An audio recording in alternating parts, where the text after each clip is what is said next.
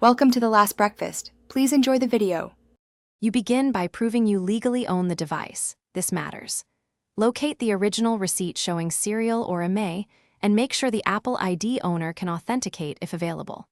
Once done, connect the iPhone or iPad to a Mac or PC with the latest iTunes or Finder and keep the device charged.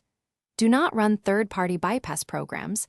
They can brick the device or break the law. Here you're preparing evidence and a stable connection, so the official process will be accepted by Apple. You now initiate Apple's support path.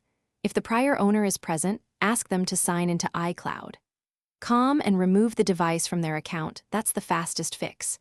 If they are not available, gather documented proof of purchase, the device serial or IMEI, and valid ID that matches the purchaser.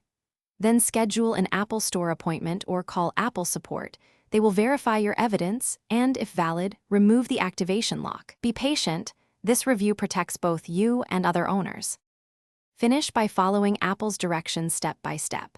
Once support confirms removal, put the device into recovery mode and restore it via iTunes or Finder so it boots to the setup screen. Make sure to verify the activation lock is gone before paying anyone or selling the device.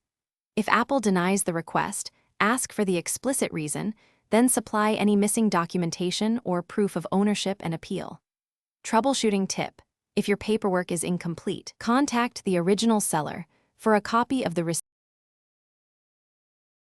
Thanks for watching. If this was helpful, leave a like and consider subscribing. See you next time.